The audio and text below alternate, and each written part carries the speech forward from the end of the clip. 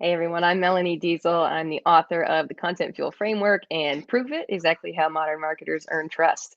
And the best advice I ever got, I was talking about sort of imposter syndrome and, feeling like you belong in different spaces that we make our way through. And somebody told me that if you just act like you belong there, then people will believe you. And it's sort of like not a fake it till you make it, but just like, decide that you belong in that space, walk with confidence, and people just seem to believe it. I love that. How long ago was that, Mel, that you learned that? Maybe like, oh God, I have COVID time warp, so I'm like manually adding additional years now. Like, it was probably like 2017 ish. Like five, what is Cool. that? Five, six? 6 years. Yeah. Holy crap, huh? Mm-hmm. Wow. Wow. So with that, right? So Content Field Framework came out in what, 19 or 20, right? 2020, like 20. hours before we all went into Right. lockdown. That's right. Yeah. So that's right. Wow. Wow. Wow. So that's good. So that happened before that. I mean, did that help you have the confidence to write the book, or how did that help you? Yeah, so I mean, a couple of things. I think, I have been very blessed and lucky to, from a timing standpoint, to have excelled quite a bit for my age. But I often find myself in these rooms, whether it's like pitching for business or, at a speaker's dinner or whatever the case may be. And I would have these thoughts where I'm like, gosh, these people have kids who are not much younger than I am, or, who I'm closer in age perhaps to their kids than to them, and it gave me like crippling imposter syndrome. And so I think a lot of it was more just about like the way you carry yourself and sort of, because I never doubted my skills. It's not like I was like, oh, I'm not good enough to be here, but it's like why me? How did I get in here? Who let me in? And so it I think it helped combat some, I don't know if it's like confidence, self-confidence, or just like self-assuredness. I think like feeling like, yeah, you know what, I do belong here, and I can be present and contribute and speak up and things like that. Excellent. Yeah, I've had times where that's been a challenge for me too. So I totally understand how that is. So before, let's rewind, like even before that book, right? Yeah. You encourage us all to think like a journalist. Now, do you still think that's good advice, or what do you think? Yeah, well, I mean, all recent politics and authoritarian concerns aside, journalism at its core, the job is to serve the audience, right? Like, it's not about being famous, it's not about you being the story, it's about being someone who collects the facts and helps other people understand it so they can make informed decisions. Like, you are there as an extension of your audience. And so I think for a lot of marketers and sales pros, that's great advice, because it's very easy for us to get stuck in, thinking about our product, what we're selling, or our personal brand, and just forget that, we're really here to serve those folks. And so that basic mindset, I think, is actually still relevant, and relevant in a lot of industries. Yeah, I agree. I actually challenge salespeople to whenever they're feeling weird about sales or whatever, to replace sales and selling with serve and service, because I love it. that's our goal, right? That what to sell is to serve. So I believe Yeah. that 100%. But with that, right, we've got to prove it now because there's a lot more competition. There's a lot that. So new book, congratulations. Exactly Yeah. how modern marketers earn trust. Prove it with our friend Phil M. Jones, which is Yeah. super fun. So Yeah. talk to me about the timing of this book, right? This came out what, late last year, I think. Yeah. So October. prove it. Why is it even more relevant now than it was maybe even 5 years ago? Yeah, so it comes from sort of a combination of a few things, just, hitting all at the same time, like the perfect storm. So one of those being that the first book was all about how to come up with content ideas, and then the next sort of natural question that comes after that is like, well, which ones should I focus on? Like, okay, I got them now. Like, how do I pick? What's the priority, right? And so I found myself having a lot of those kinds of conversations around, well, it should be the ones that your audience needs to trust you. It should be the ones that best prove your business case. It should be the ones that help you differentiate where you're telling the truth and your competitors aren't. And I didn't have like a framework for giving that. And from a lot of my work, it's very structured. There's organization, there's systems, acronyms, and so I kind of had this challenge for myself. How do I make this information easy for people to understand so we can answer that next question? Um, but yeah, in terms of it being timely, we also have study after study coming out, and this is only going to get worse, I'm sure, that shows that people are more skeptical than they've ever been before. And with, I mean, when we started this conversation, it was about fake news, right? And now it's like AI deep fakes that are, generating images that don't exist and videos that don't exist and faces super. I mean, it is very difficult to know what is real, what to trust, what is trickery. And so we see this incredible rise in skepticism in consumers and like people across the board. So if we want people to believe us, we now have to earn it. Like there was a time when people would just believe. Surely if they put that in a commercial or, on TV, it's real, right? But that's not the case anymore. People default to doubt. And so if we want to earn that trust from an increasingly skeptical audience, like you've got to bring the receipts. Yeah. Wow. Wow. People default to doubt. I think that's such an interesting way to put it. And certainly, what I'm seeing as well. I mean, a lot of people, when, in sales and leadership and marketing, people are like, not really sure if this person is telling me the truth or not. So, Mm-hmm. no, like the benefit of the doubt is in many cases gone now. We're like, yeah, but I'm not going Yeah. to trust but verify. I'm going to verify, and I'm going to verify with a source that I trust instead Mm-hmm. of a source that you trust. And you talk in the book about, the review sites Mm-hmm. being a good source for content that actually proves it. So talk to me about that. Yeah, so we see again these same studies that talk about consumer doubt and skepticism talk about, well, who do they trust? Like what do they actually trust if they're so skeptical? And one of the things we see is that in most categories, pretty much across the board, generally the top trusted thing is people just like me. So that could be family and friends, it could be a fellow business owner, it could be, a fellow parent with kids the same age. Whatever it is, people like me is often the top trusted thing. It's the reason why, whenever moms are building like a registry for their baby shower, you're asking other moms like, what do I need to have? What's not useful? What is useful? And same thing, you're shopping for, you need somebody to do your floors, or you're trying to get a new car. Well, how do you like that car? You want to know from people like you, what's the truth? What's your experience? And so when we look at like review sites or ratings, any place where we have consumers sharing their experience and it's coming straight from them, like not edited by the brand. That's the really key thing, right? So product reviews count. These review sites, whether it's Yelp or Dealer Rater or whatever else, um, people feel like that's more trustworthy. It's coming from people like me, and so that can encouraging that, and especially when you have customers, clients who are super satisfied, like encouraging them to do that in a way that's outside of your control, because we all have testimonials and stuff. But I think we've all had that experience of you're looking at a website and they're like, this product is wonderful, James B. And you're like, yeah, that's definitely made up. There's no James B, that person's not real, So I think if it's coming straight from the consumers, social media, all of these things, it becomes more believable because we believe the brand hasn't had as much of an influence in changing what those words might say. Wow. So is that still true when we're seeing review you everywhere? Like we're being pushed to review. And I mean that what was it? In automotive, right? It's the JC Power Award.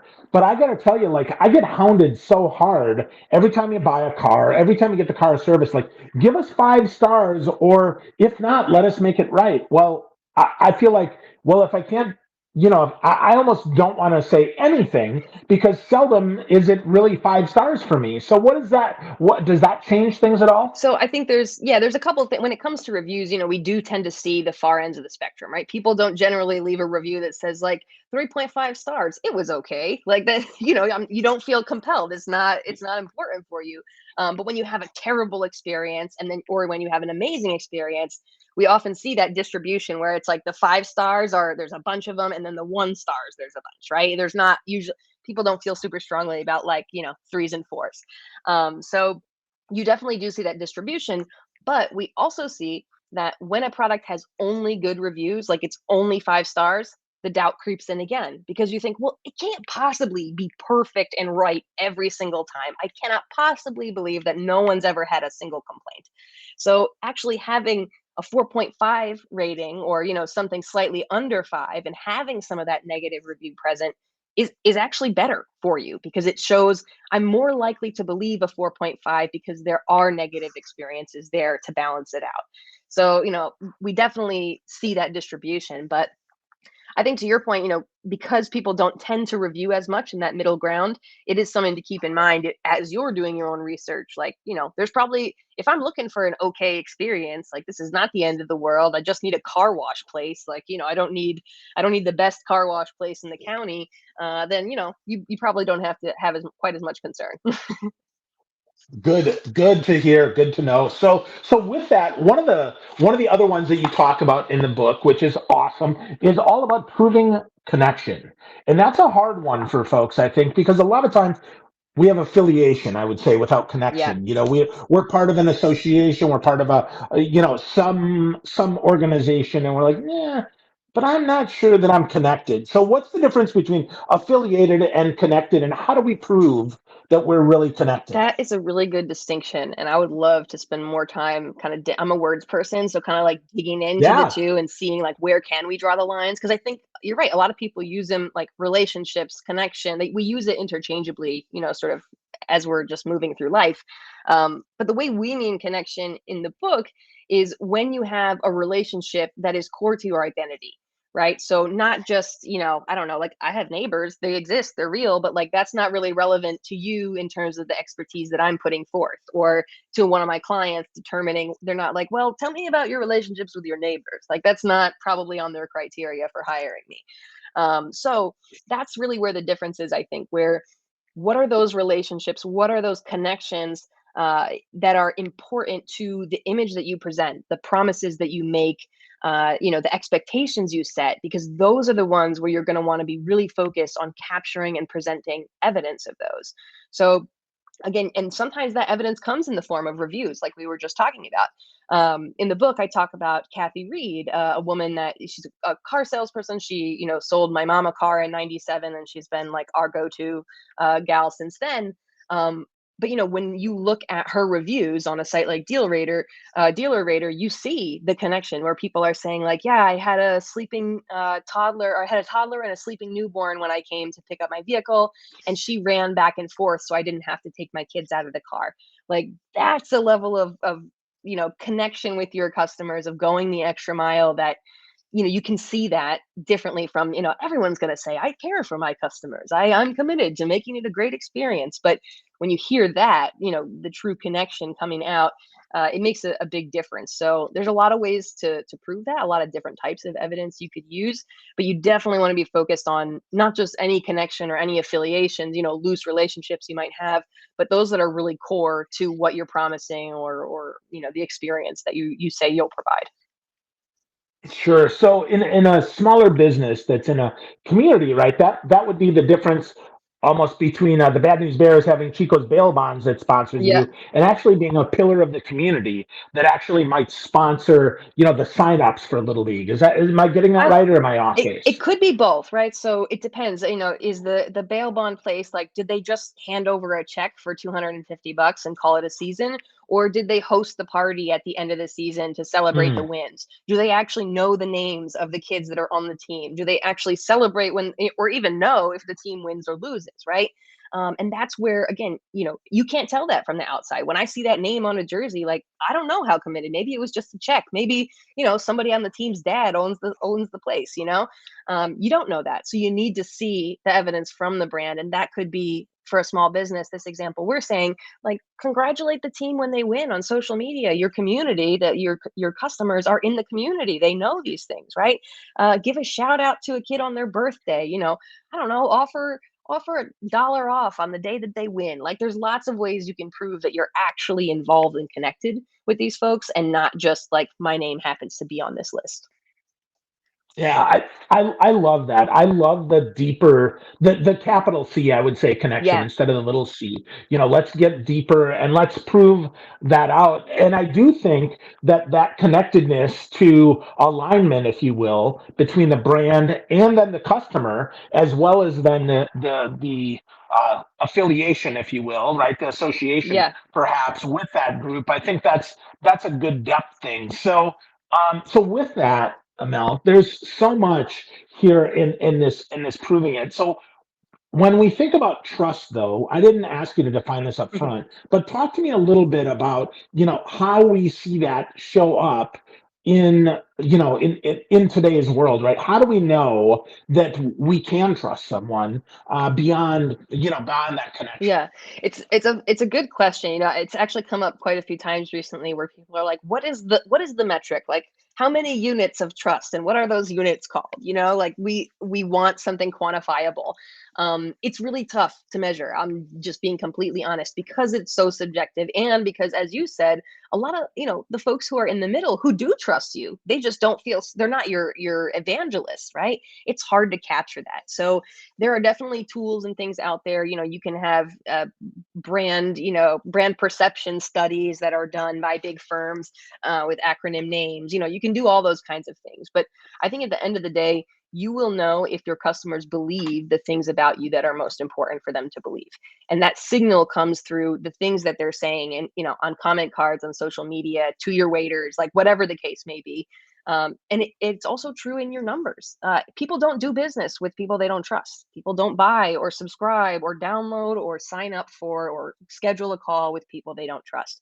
So if you are focusing on this as a metric and your thought is, if I think of trust as sort of the super metric that precedes all other metrics, working there can only have a positive trickle down effect from that. So focusing on, you know, do my customers believe that I do what I say I'm going to do, or that I am who I say I am, that I deliver the results I say I will deliver? Do they think I'm going to deliver on my promises and meet the expectations that I myself have set? And again, that manifests in many different ways depending on your business type. I think it would be important for any business to say, how do you currently look at your business, and what metrics do you see as key success, sort of your key performance indicators, and how can you think about trust as sort of a funnel to serve that metric? Mm. I like that. That super metric is a good one, and they are harder to measure, though. That's both the wonderful as well as the challenging thing about Yeah. trust is, but you'll see it, you'll know it. It's often what people say when you're not in the room than it is what people say when you're standing right Right. next to them. Right. Well, and I think, to your point earlier, like sales professionals are probably the closest to those conversations, right? Because you're hearing the objections, you're hearing the misunderstandings, you're hearing yeah, but I talked to another contractor and they said they would do that too, and then they didn't. You're hearing the doubt and skepticism firsthand, whoever that frontline customer facing person is, customer service or, liaisons, whether it's like your front desk staff or reception, like they're going to have the best insight into what do people actually believe about us and what do we need them to believe that they don't. Like everyone comes in here not Mm. expecting, XYZ, not knowing that we do this thing differently. We really need them to understand that this is important for us, that we do have a greener footprint compared to some of our competitors, for example. No one has any idea. So those kinds of things, I think the folks who are on the front line, who are talking to customers or clients all the time, will probably be able to feed some of that to you. Definitely, definitely. Sales objections often are not even about you, it's about their That's history, right. what they've experienced before. So the fact that they've been hosed over, right? The old snake oil person, the next person that sells them, they're like, whoa, Yeah. I'm a little skeptical here because I heard that just last week and that was not true. Yeah. Well, and I always say too, like your negative reviews can be a real gift to you in that respect, because it often is. A lot of negative reviews come from mismatched expectations. I expected one thing and I didn't get it, right? So while it may be a bummer to get a 1 or a 2-star review, in reading that, and especially if you start to see trends, like that's a really good indication. Like clearly, we're setting the expectation that we will help them in less than 5 minutes. We don't actually promise that. So how do we adjust that? Where do we save 5 minutes? Where's this coming from that we need to address it and reset it to 10? Because that's the reality, right? And that's just a random example, but those negative reviews can really be such a rich source of information about what are the beliefs that you're not currently backing up. Like what are the things that they're not seeing the proof for. And diving into that and making those better and taking ownership over the fact that that isn't happening now, I think is super key. One of the let We could talk about lots of C's. One of the other C's in here that was surprising to me, though, I have to say, Mel, was the one of competence. Yeah, Like I just think competence is so like yeah. foundational, and yet it's like so many people are not competent. So how do we, right? I Yeah, mean, you're right. how do we prove that? How do we prove that level of competence Yeah. when there are many numbers that can be skewed to make it appear like we're more competent than we are? Yeah, so I mean, competence. It's funny. We put it last in the list of all the types of claims we talked about, the types of things we need folks to trust because of exactly that. It is kind of table stakes, and I think I even say in the book, like, if you're not competent at what you're doing, then like the rest of this is not helpful for you. Like, if you're just trying to be like a snake oil salesman, like this is not going to work well for you, because it is table stakes, and I don't believe there's any amount of marketing that can cover up a bad product or an inherently bad experience. Like it comes out in the wash. People know, people talk. And so, yeah, the competence is definitely table stakes. What we see with competence, though, is that again, we often assume that people know this by default. Like if a salesperson walks into the room or an individual and assumes, well, they already know we're amazing. They already know we're great at what we do. And you don't take the effort to actually talk about that. It's a huge missed opportunity. This just to give like a personal example, like for us as speakers, right? We walk into a room oftentimes and we're saying, hey, like here's what I know and here's what I could teach your audience. Here's how I could serve for your team or your event. But if we don't make the point to say, I've spoken for all these other organizations, I've received these awards, I've worked at these companies with these clients, it seems like bragging, but really that's how you signal to them, like, I'm not just a person off the street who really wants a conference badge. Like, I have some relevant experience. I've done this type of work before. I've been trusted by other brands that you know and trust. Folks maybe in your competitive set that's relevant. Um, and I think because we think it's table stakes, we sometimes forget that like that is also a claim that needs to be proved. It's not a given that you actually know what you're doing or you actually have experience or you've actually been doing this for 20 years. Nobody knows that. So make sure you're bringing that stuff forward. Yeah. Well, I will just say this, Mel, you're really good at Oh, content thank and you. really good at marketing. So, and that's true. I've read both your books and enjoyed them. And I even bought your workbook, even though, so you got to make that a print version, by the I way, because I want a print copy. I'm gonna see what So, I can do. I think like I said, when that book came out, we were sort of we had other concerns like surviving oh, yeah. and finding toilet paper. So now that we're through at least that part of the struggle, we could maybe see about getting a workbook printed. There you go. Sounds good. Sounds good. Well, one more point that I want to talk about in the book, and that's, in my opinion, the biggest C that there is, and that's commitment. Right? We want people that are not just interested in solving our problems, but that are actually committed Hmm. to solving our problems. That are going to put the customer ahead of profit. Yeah. So, how do we signal commitment when we have so many people that aren't committed? Claim that they Yeah. are, or don't have anything but their own interest at heart. How do we make sure that our customers know that we're committed? And commitment is such a touchy one because it oftentimes when we're talking about a brand being committed, like either to their customers, to a cause, right, to like a movement or a particular social issue, or even like to their employees, to like paying a fair wage and equal pay and things like that. What we're often speaking to is not just a business practice, but part of that customer's identity. Like they buy because they want to support companies that do these things. They buy because they want to have a greener footprint, because they want to, XYZ. So when we are not following through or not providing that proof, it can be a major disconnect that's very difficult to overcome. If you buy a product you think is green and you find out it's not, like you're shattered, like that you broke my heart, like that's intense, as opposed to like, oh, I thought that would be a great movie and it was kind of okay. It's like it's a little bit different because it's identity tied. And the same thing with customer service. Like we want to feel like we are important and we're being served and we're cared about. And so I mean, there's different ways you can prove that kind of thing, and I talk about in the book, using experts and witnesses, different people who can back up the truth of those claims. Is again, the people like me is one of the most compelling ways, but also bringing the demonstration and the documentation, like actually saying, here you go, you can see this commitment. That could be through customer stories where you're showing that commitment. The example I gave about our car sales gal earlier, Kathy running back and forth so that the mom with the sleeping baby didn't have to take her out of the car seat. Like that's commitment, right? Like that she's serious about providing a customized experience that suits your life and your needs. But that story needs to be told in order for people to know it, right? So that's really what the proving it is all about. No matter what it is that you're trying to prove, It's really about asking, how could we show our audience this instead of just tell them? Because we know they probably won't believe us if we just tell them. So let's be looking at all times for ways to show instead of tell. I love that. We can show commitment more than we can tell commitment, and it's more believable then.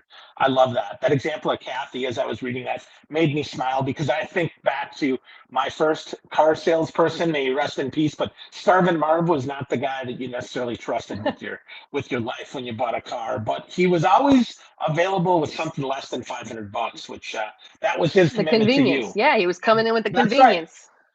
That's right. Yep. So cool. Well, Mel, again, the book is fantastic. It's proven exactly how modern marketers earn trust. If you want to get to know more about Mel, check out storyfuel.co.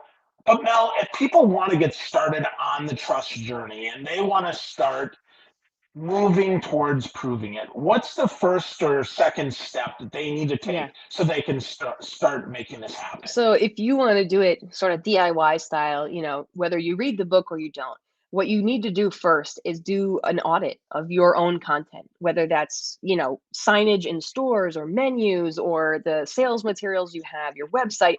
Look at all the things you are saying and figure out what promises you are making. Because oftentimes that list is a lot longer than we think it is. Every time we're using an adjective and we're saying it's fast, like that's a promise, that's an expectation you're setting. So go through all of your materials, do that audit, and make that whole list because my guess is there's going to be some adjustments you need to make. Removing claims that don't hold up, that you can't actually fulfill, highlighting claims that you think are important but you didn't find anywhere, and finding a way to provide more proof for those claims that are most important.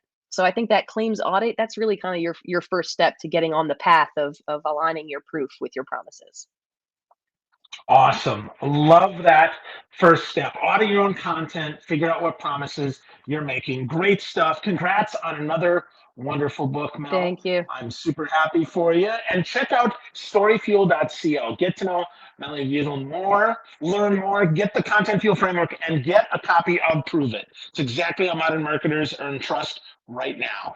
So thanks, Mel. It's always great to see you, my Thanks friend. for having me.